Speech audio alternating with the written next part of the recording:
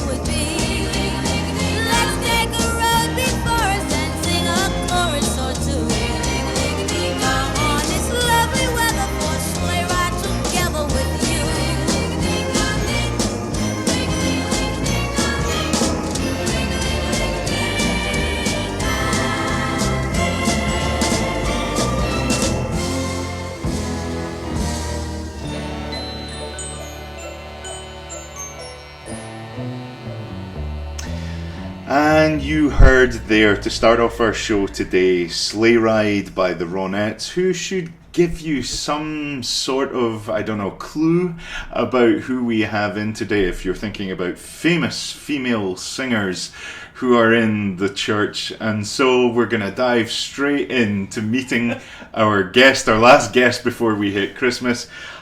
Would you like to introduce yourself and tell us a little bit about yourself?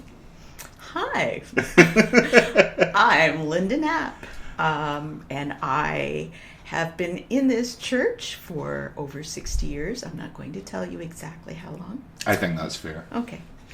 I'm a wife, a mother, a stepmother, a grandmother, a step-grandmother, a musician, a retired teacher, and it feels like that's probably all you... Oh my goodness, so that's such a wide resume. So firstly, I suppose I'm going to ask, have you always lived and breathed Wyoming? I have.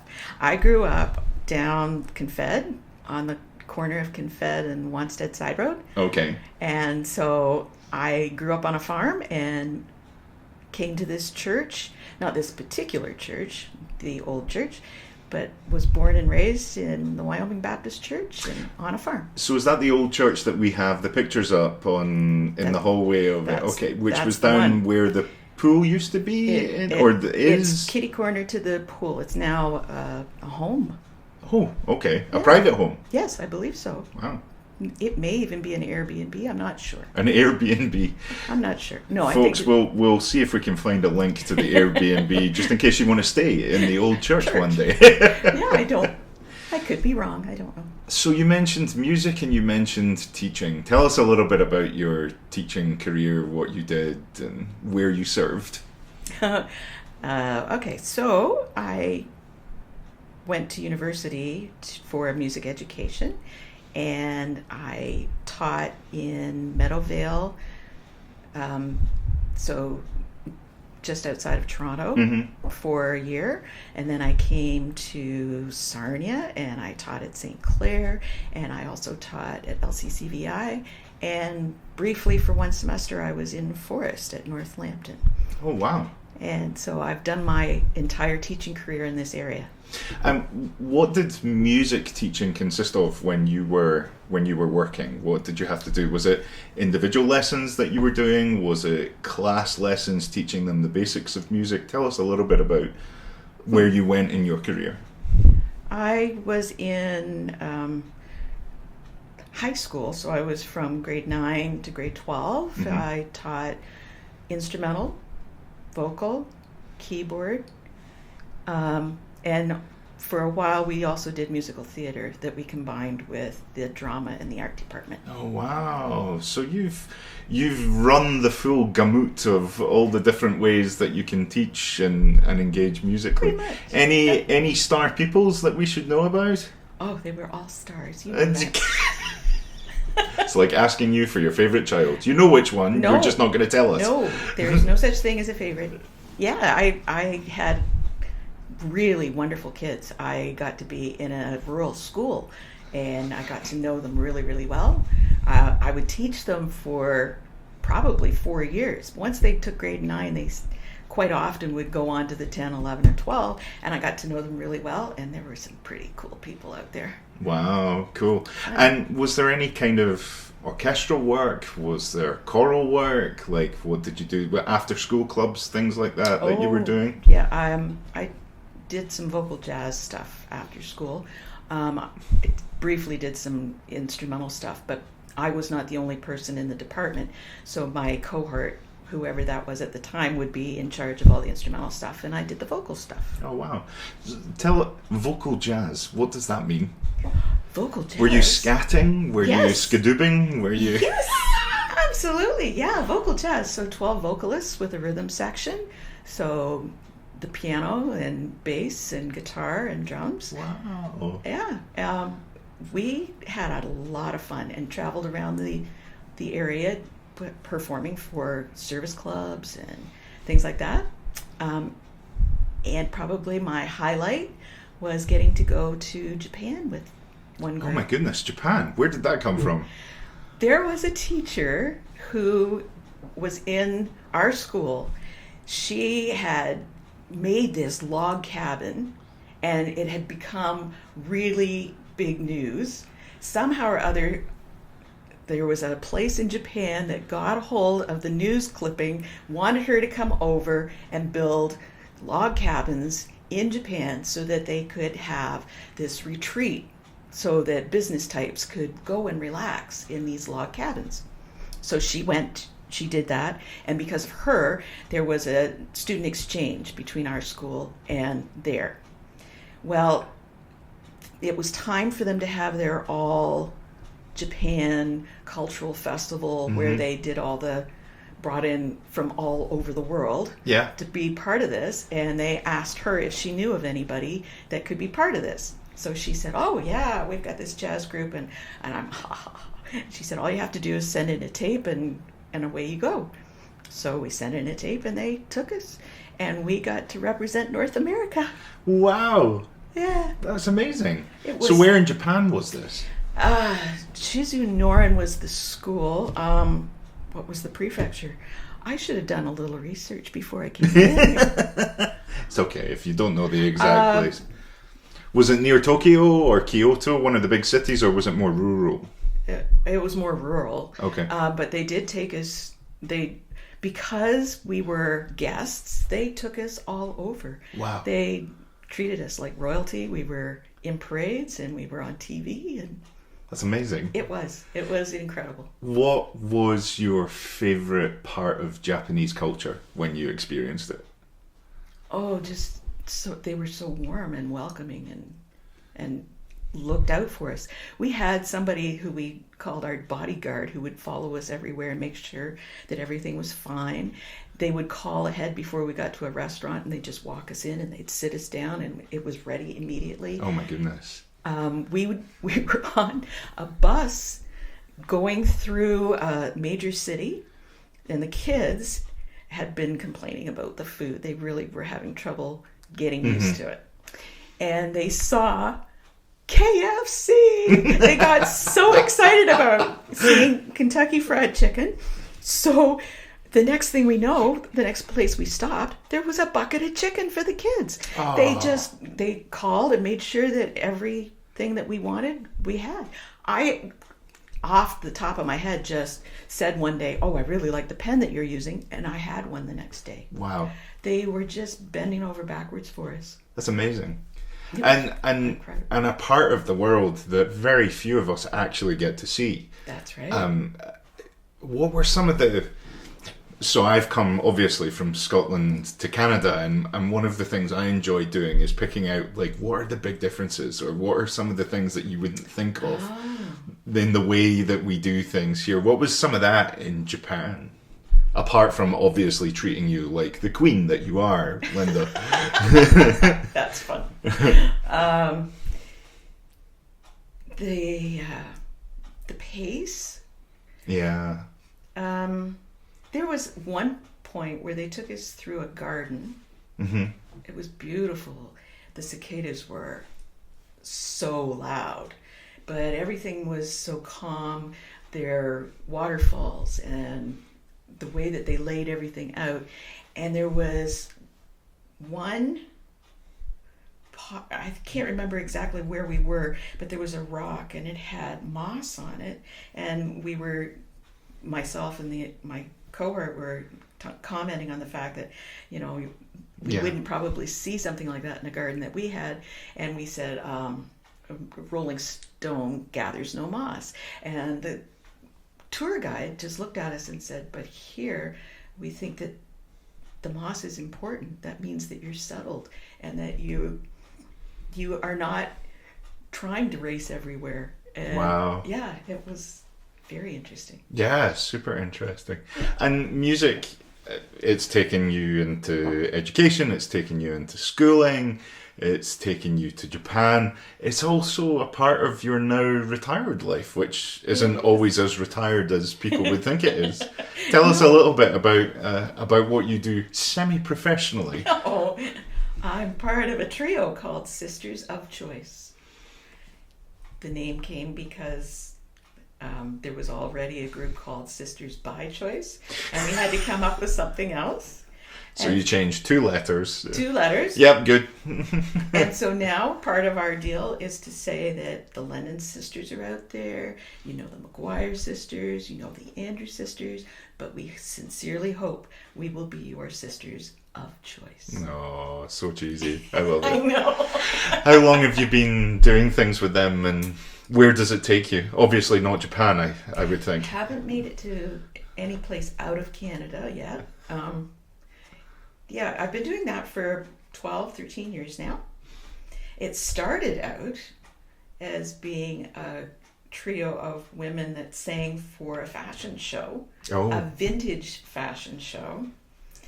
So a woman in London who had a huge collection of clothing would do all the different time periods, and she put music with the actual fashions. Oh, amazing. So she needed someone to sing Boogie Woogie Bugle Boy with the army uniforms. So she put together 3 women.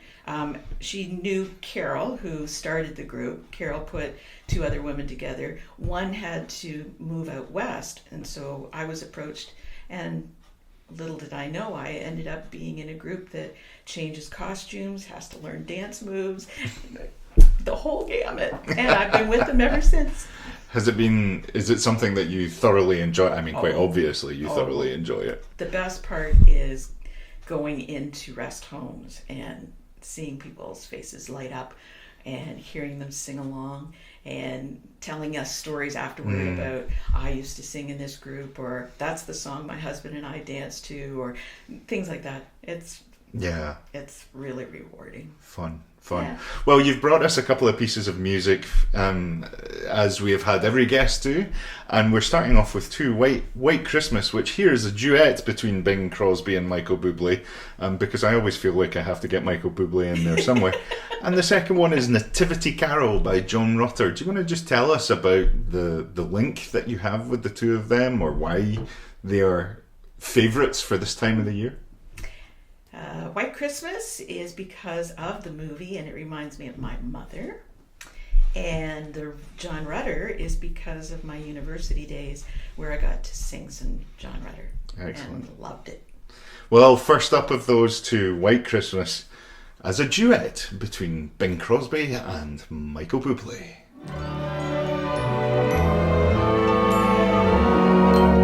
I'm dreaming of a white Christmas, just like the ones I used to know, where the treetops glisten and children listen to hear sleigh bells in the snow. I'm dreaming of a white Christmas, with every Christmas card I write. May your days be merry and bright, and may all your Christmases be white.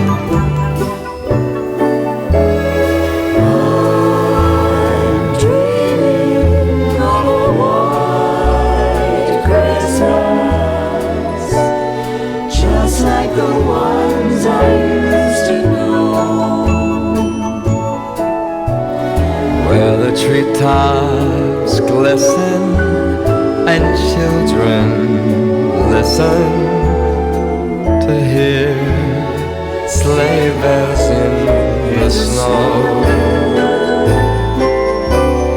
I'm dreaming of a white Christmas, with every Christmas card I write. May your days be merry and bright, and may all your Christmases be white, and may all your Christmases be white.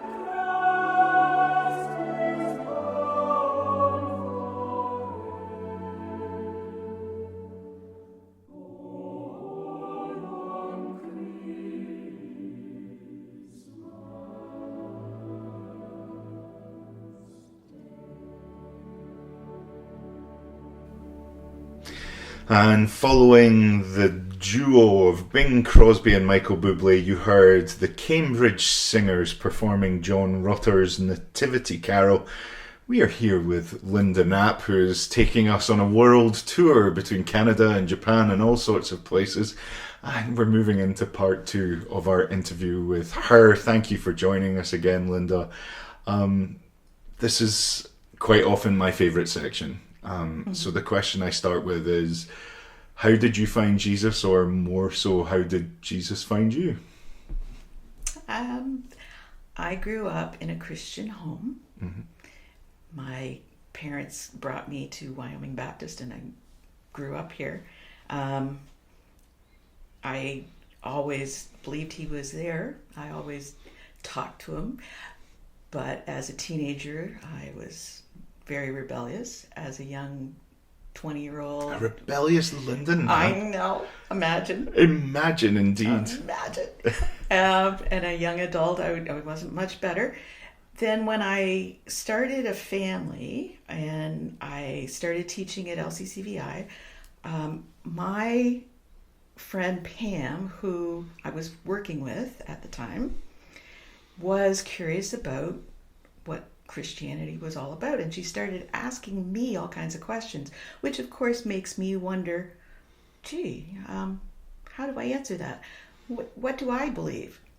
So because of her, I unraveled things in my own head and figured out what I really and truly believed.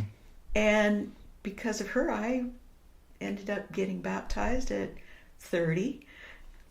Amazing. And yeah, it's funny the people that he puts in your life. Yeah, right. Very much so. Yeah. The teenage stroke young adult rebellion, was there something specific that triggered it, or was it just a general kind of malaise in exploring life? And just that age-old wanting to fit in, wanting people to like me, wanting to be like everybody else, wanting people to think I was cool. Yeah.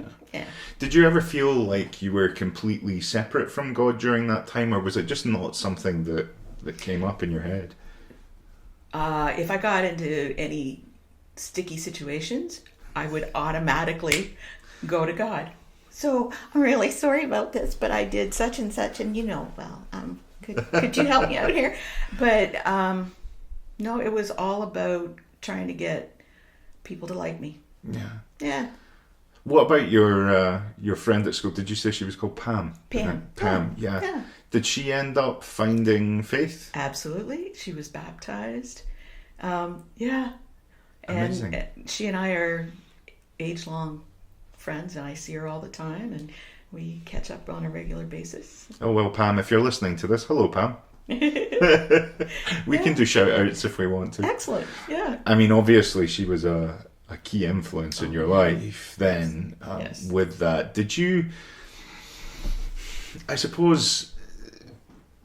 explore faith together, or did she see you as someone who was more educated in stuff, or did you?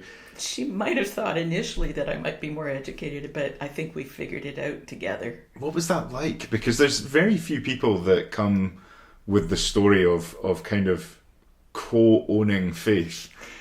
Yeah. And working it out together like that. Well, she had friends in Petrolia that she was going to church with them too, in her quest to find out what was going on. She started doing some Bible study and exploring what Christianity was about. It was a basic Christianity study of some sort. Like an alpha course type Yeah, thing. something like that. And so she was doing that, and then she brought me in on that too, and then I was doing that with her. And she actually was baptized before I was. Oh, wow. Yeah. What were some of the questions that, do you even remember, some of the questions you had which were particularly tricky for you to navigate, or things that you were unsure about even when you were exploring? I don't think I had grasped the fact that of the Trinity, what the Holy Spirit was all about, that kind of thing. I had grown up with the understanding that you could pray to Jesus, you could pray to God, and you knew them, but I didn't understand what the Wow. Holy Spirit was all about and the part that he played in your life. And what was the eventual nudge that took you to the point of being baptized? A lot of people come and saying it was, oh, I got this and then I went, or was it just a natural thing that just grew into it? I was reluctant. Really? I didn't think I don't like being on public display. I don't like doing things in front of crowds or anything. Says the woman who does all the... I can conduct and do stuff with my back to everybody, and I can sing with other people. So anyway, the minister at the time, Ken Morgan, was saying, it's a confession of faith, and this is obedience, etc., etc. And so he talked me into it, and I'll do it. But yeah, I eventually. Amazing. Outside of Pam and some of the other stuff, do you remember, and obviously your parents, because they brought you to church, any key influences in your life that you remember leading you through the journey of faith? Surprisingly enough, there were students at school. Oh, really? So at the time they had the Teens Need Truth. I forget what they call it now. I remember it's either still called that or it used to be called that up until very recently, but I know what you're talking about. Right. So there were students who were in Jazz Attack who said, hey, come on with us and come to this and see what it's all about. And so it was fun to watch young people expressing their faith when I had been a rebellious teenager, and it was fascinating to watch that. And they had a lot to do with my coming to faith. Wow. What's one thing you really love about Jesus? Unconditional acceptance. Wow. It's interesting you use unconditional acceptance, not unconditional love. Did you feel that the chance of being accepted in your own life, was that something you were a bit worried about? Well, because I was so concerned with fitting in and everybody liking me. Yeah, acceptance was a big deal for me. Yeah, and fitting in with God then, or fitting in with the Godhead. Well, and because of the stupid things I did as a teenager, he's still going to accept me. Wow, that's amazing. Yeah. What about a favourite Bible passage or anything like that? Philippians, is it 4? Be anxious about nothing. Oh, yeah.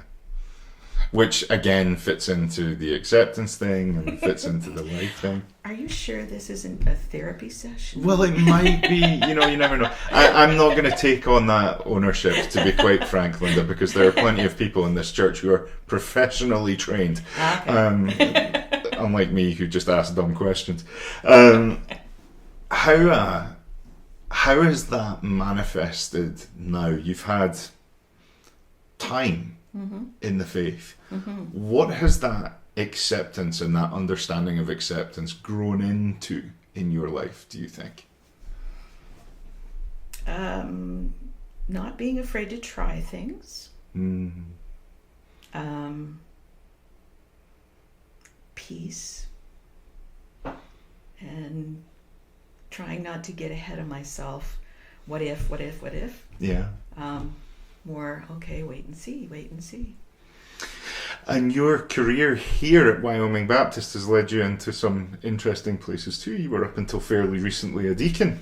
Yes. In the church. Do you want to tell us a little bit about your experience of engaging with those high existences? I didn't really think of it as being that. Just helping to guide the group. Yeah. Give some information from other groups to the group. Helping where I could for organizing things and finding music and things like that. It's exciting and it's good, and we're pleased to have you, and we're pleased that you're able to talk to us and serve. We've got another couple of pieces of music to share, and probably no surprise, first up on the list is Mary Did You Know by the Pentatonics. Having heard about the jazz choral and all of these things, is it just the ambience, the timbre of the music that you love being shared that way? I love vocal jazz. Love it. The more intricate the harmonies, the better. Yeah. And this is a beautiful arrangement. Yeah, stunning. And it's a beautiful song to begin with. So. And then Have Yourself a Merry Little Christmas by Judy Garland. Now, you shared with me before we were recording a little kind of tidbit of information. Do you want to share it with everyone else? I think it's interesting. This is one of the songs that Sisters of Choice sings at Christmas time, and we like to give a little history about the song before we sing it. So this particular song almost didn't make it for the film Meet Me in St. Louis. And Judy Garland didn't like the song to begin with. It got tossed in the garbage can, and her leading man reached in and said, "Oh, this melody's great." And she said, "But I want it to be a cheery song and it sounds so sad." And he said, "You can sing it through your tears. It'll be wonderful." And it is. It's a wonderful song. It is indeed. And so we move into our second break in our chat with Linda. And first up, Mary Did You Know by the Pentatonics.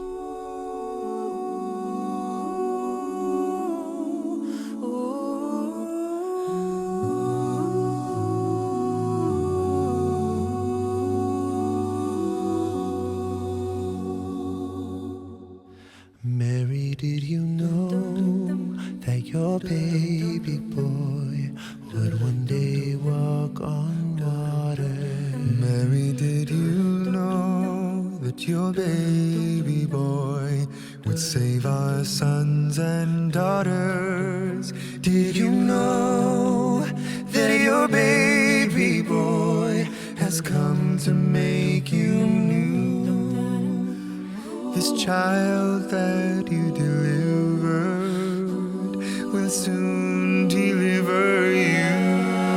Mary, did you know that your baby boy will give sight to a blind man? Mary, did you know that your baby boy will calm the storm with his hand? Did you know that your baby boy has walked where angels trod? When you kiss your little baby, you kiss the face of God. Mary, did you know? Mary, did you know? Mary, did you know?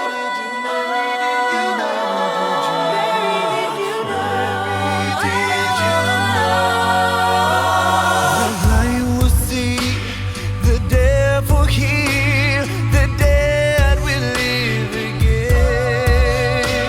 The lame will leap, the dumb will speak, the praises of the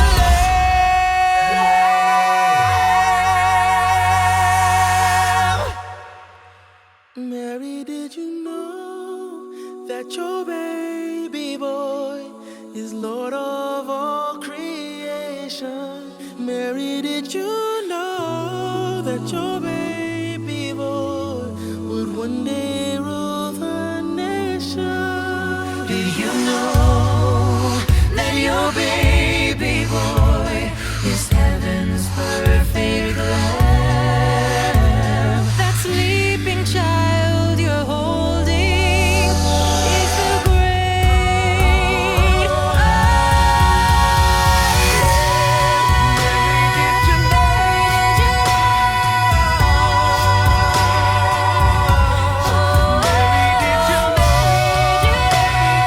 Mary, did you know?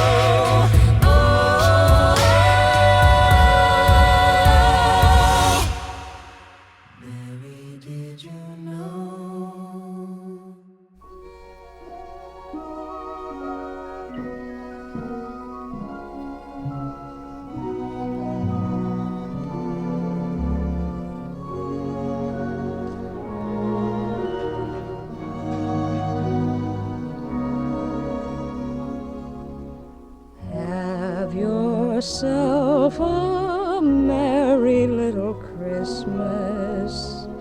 Let your heart be light. Next year all our troubles will be out of sight.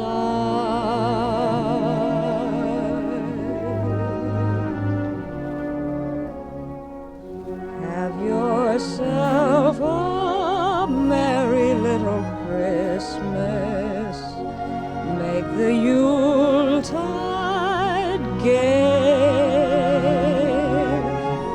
Next year all our troubles will be miles away.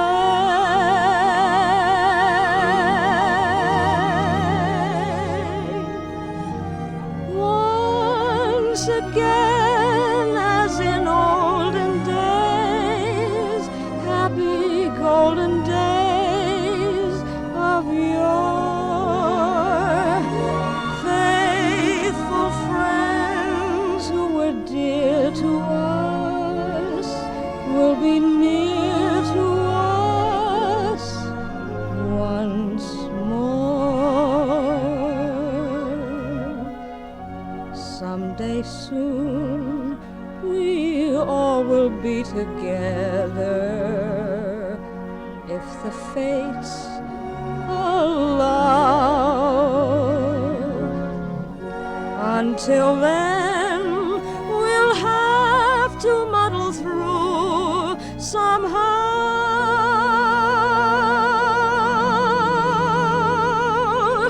So have yourself a merry little Christmas